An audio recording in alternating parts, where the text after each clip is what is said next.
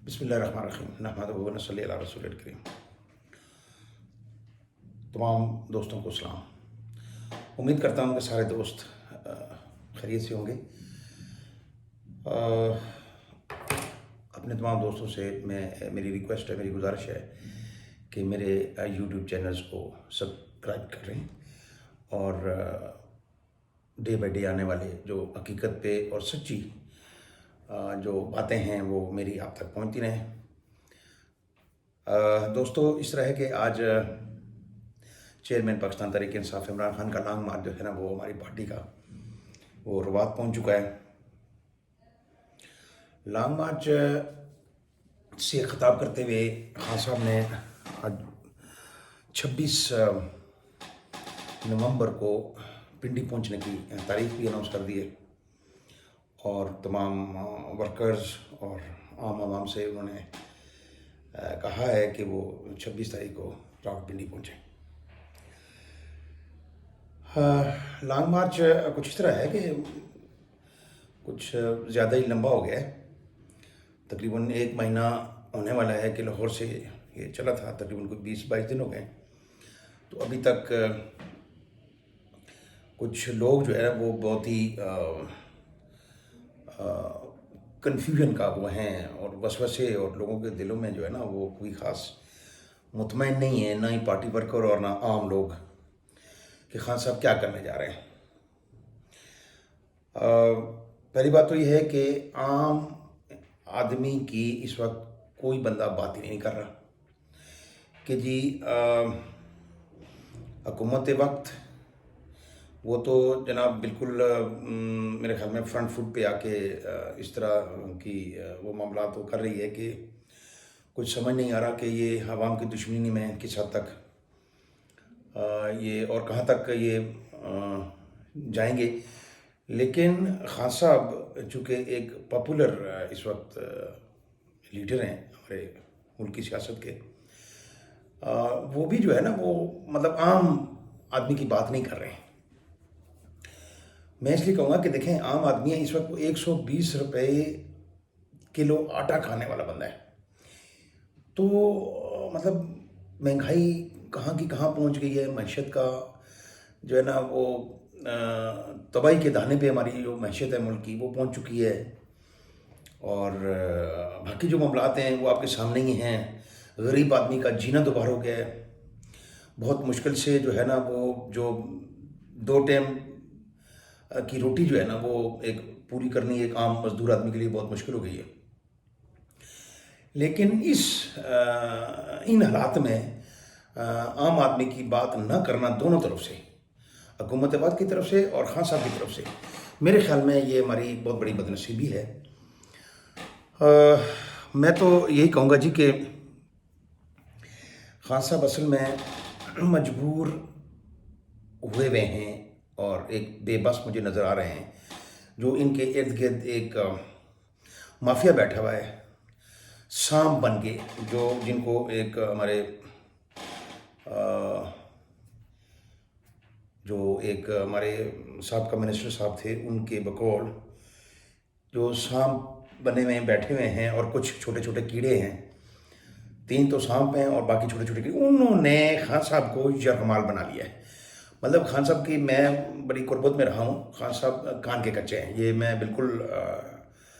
اس کا مجھے اندازہ ہے اور مجھے پتہ ہے، بڑے پکے یقین سے میں کہہ سکتا ہوں کہ خان صاحب کو جو بندہ جو بات جس طرح سے کہے گا وہ ہر بندے کی بات کو جو ہے نا وہ فالو کرتے ہیں اور اس کی سن لیتے ہیں، وہ کانوں کے، میں تو کہوں گا کہ کانوں کے کچے ہیں۔ تو اس لیے میرا خیال ہے کہ یہ جو 3 سانپ ہیں اور کچھ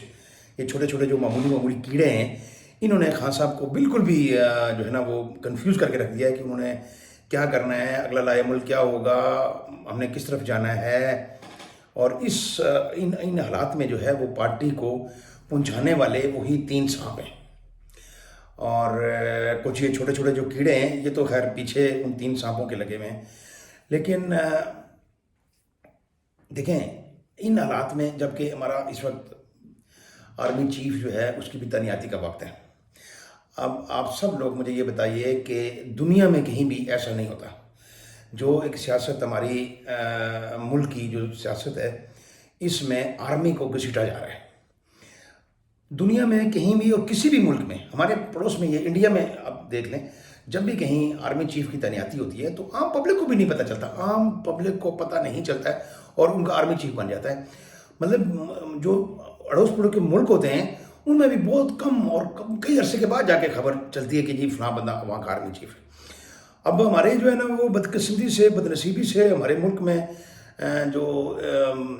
آرمی ہے، فوج ہے، اس کو جناب پچھلے میرے خیال میں کئی دہائیوں سے اتنا متنازع اور خاص طور پہ ان دنوں میں یہ پچھلے کوئی 2-4-6 مہینے سے سیاست میں اس حد تک گھسیٹا جا رہا ہے کہ ہم دوسرے جو ملک ہیں، ہمارے پڑوسی، ہمارے ارد گرد جو ہمارے حدود دربے کے اندر رہنے والے لوگ ہیں، ان ملک ہیں، ان میں ہم منہ دکھانے کے قابل نہیں رہے کہ یار یہ ہمارے آرمی چیف کی تعیناتی ہو رہی ہے یا یہ کیا، ہم ایک دوسرے کے ساتھ کیا کر رہے ہیں. ہم اندر ہمیں تو کسی دشمن ملک کی ضرورت ہی نہیں ہے.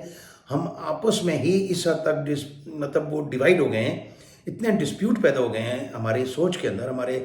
ایک اس کے اندر کہ ہم بالکل، میرا نہیں خیال کہ یہ کچھ کسی بھی جگہ پہ یہ جا کے کہیں رکنے والا ایک مطلب وہ ایک سلسلہ شروع ہو چکا ہے کہ جہاں پہ جس کا کوئی اینڈ ہی نہ ہو. تو بہرحال جی یہ جو ہمارے اندر یہ جو ایسے منافق لوگ ہیں، میں بالکل حکومت وقت جو ہے نا بالکل پچھلے 30 سال سے دبا کے جنامن جو ہے نا انہوں نے ملک کا تہس نہس کر دیا ہے، کھایا پیا، مطلب انہوں نے بہت ہی اتنا کچھ کیا ہے کہ واقعی کہ 18 سال کے، آج بھی خان صاحب فرما رہے تھے کہ 18 سال کے بچے. لیکن میں ایک بات یہ بھی کہتا ہوں کہ ان کے تو 30 سال میں یہ سلسلہ ہوا ہے نا، یہ جہاں جو کرپشن ہوئی ہے یا جو کچھ کتنا ہمارے ملک میں تو اتنا قرضہ ہے پچھلے 3.5 سال میں لیا گیا ہے کہ پچھلے میرے خیال میں کوئی 30-35 سال 40 سال میں بھی اتنا قرضہ نہیں لیا گیا جتنا کہ یہ پچھلے 3.5 سال میں لیا گیا ہے. ہمارے دور میں ہمارے اپنے دور میں مجھے یہ بتائیے کہ کوئی ایسا پروجیکٹ ہم نہیں بنا سکے ہیں، کوئی ایسا شہر میں ہم نہیں بسا سکے، کوئی ایسا ایئرپورٹ ہم نہیں بنا، کوئی ایسی چیز جس میں ہم کہہ سکیں گے جی یہ پیسہ ہم نے قرضہ لیا ہے اور یہ یہاں پہ لگا ہے. مطلب ہمیں بڑا عجیب سا ایک کوشچن مارک ہماری ایک 3.5 سال کی جو تاریخ ہے یا 3.5 سال کا جو ایک پیریڈ ہے اس میں ایک پیوست ہو گیا ہے کہ بھائی ہم نے قرضہ تو اتنا لیا ہے جتنا کہ پچھلے کوئی 40 سال میں بھی ہم ملک پاکستان نے نہیں لیا. اتنا قرضہ ہم نے، اس سے زیادہ قرضہ ہم نے 3.5 سال میں لیا ہے، وہ لگا کہاں ہے؟ مطلب یہی میں کہہ رہا ہوں کہ خان صاحب کے ارد گرد بیٹھے ہوئے لوگ جو ہیں وہ انہوں نے اتنا کچھ کیا ہے کہ جتنا نون لیگ والے 18 سال کے عمر میں جو بچے ارب پتی بنے تھے نا، وہ ہمارے دور کے 3.5 سال میں وہ لوگ ہمارے 3.5 سال میں ارب پتی بن گئے. ان کے جا کے جناب ان کو تو پھر بھی 30 سال میں ان کے 30 سال میں بنے ارب پتی.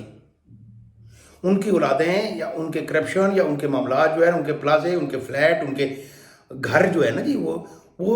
30 سالوں میں جا کے سامنے آئے. ہمارے تو 3 سالوں میں جو ہے نا وہ جو کچھ ہمارے لوگوں نے کیا ہے وہ مجھے تو پتہ ہے نا، ایک چیز کا مجھے پتہ ہے. مجھے کئی آدمی ایسے ہیں، کئی ہمارے دوست جن کو میں خود جانتا ہوں، ٹھیک ہے نا جی.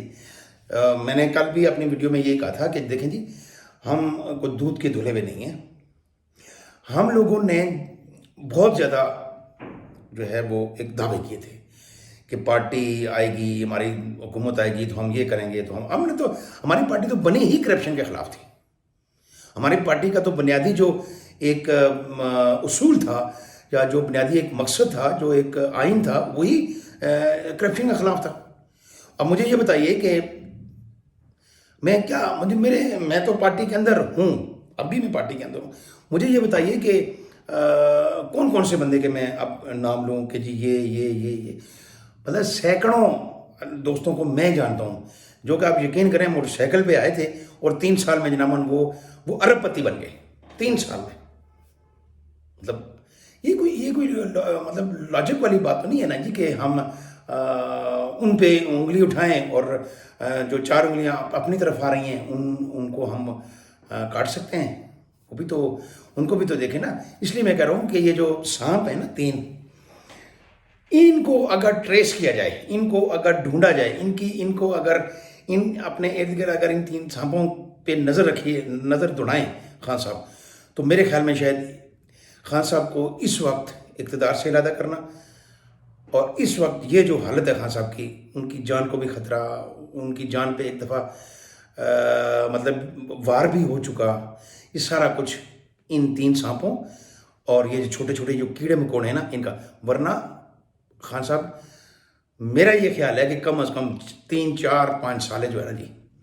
یعنی 2028 تک، بلکہ 2033 تک بھی خان صاحب کی اتنی شفافیت اور ان کا ایک رتبہ اور ان کا ایک کریڈیبلٹی اور ان کی ایک جو تھی ایک مخلصی ملک کے ساتھ، اس کے تو دشمن بھی جو ہے نا وہ گواہیاں دے رہے ہیں. لیکن بدقسمتی سے میرا نہیں خیال کہ خان صاحب ان کی جو ہے نا وہ ان سے کوئی بات پرس کریں گے یا ان کو کچھ ان کے ساتھ کچھ معاملات کریں گے، کیونکہ خان صاحب کو میں کم از کم جو ہے نا وہ ایک مجبور اور ایک بے بس لیڈر میں سمجھتا ہوں. اور میری دعا ہے کہ اللہ تعالیٰ خان صاحب کو ان کے نرغے سے نکالے. پر میری خان صاحب سے یہ گزارش ہے اور یہ میں امید بھی کرتا ہوں کہ اقتدار کی ہوس میں اس حد تک آگے بھی نہیں جانا چاہیے کہ ملکی معیشت کو یا ملکی جو ایک معاملات ہیں یا ملکی جو ایک سیکیورٹی ہے یا ملک کی ایک وہ ہے اس کو آپ داؤ پہ لگا دیں. تو ہم نے لوگ دیکھے ہیں جی، ذوالفقار علی بھٹو سے لے کے آج تک 3 سال پہلے تک لوگ اقتدار میں آئے، عروج بھی ان کا دیکھا، ان کا زوال بھی دیکھا، لیکن ہمارے ملک میں جو یہ حالت بنی ہوئی ہے یہ میں نے آج تک نہیں دیکھی. میری بالکل جو ہے نا جی، میں ایکسپیکٹیشن جو تھیں وہ اس طرح کی بالکل بھی نہیں تھی کہ یار اس طرح کے حالات بھی ہمارے ملک کے ہو جائیں گے. بہرحال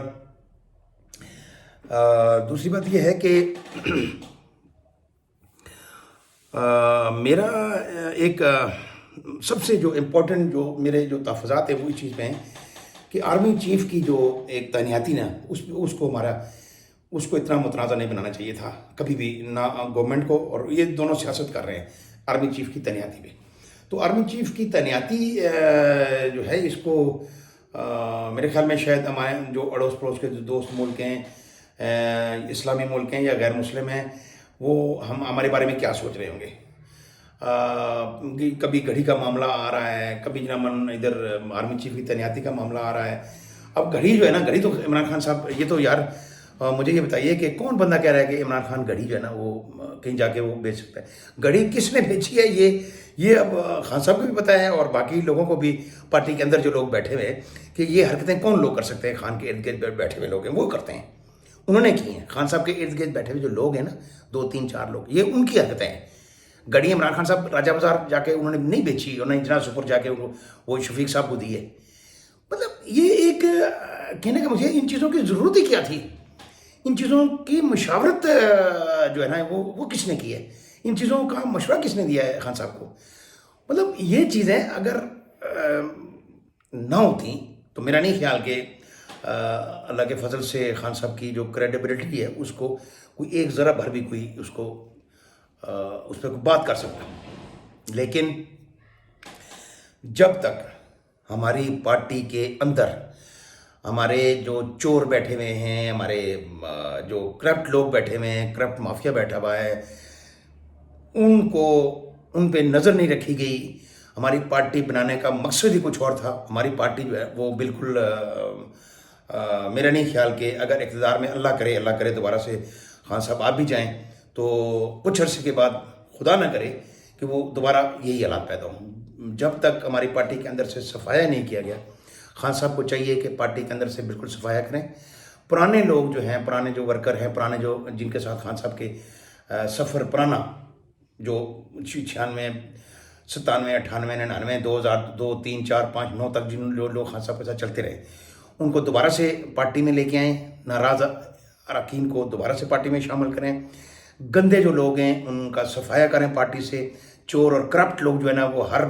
فصلی بٹیرے جو موسم کے ساتھ تبدیل ہونے والے لوگ ہیں ان کو پارٹی سے علیحدہ کر کے تو پھر دوبارہ سے پارٹی کی ایک نئے سرے سے اس کی ایک بنیاد رکھیں. بنیاد تو رکھی ہوئی ہے، لیکن اس کا ایک نئے سرے سے ایک روح بخشیں، ایک جان بخشیں نئے سرے سے پرانے لوگوں کو پارٹی میں شامل کر کے. تو جو لوگ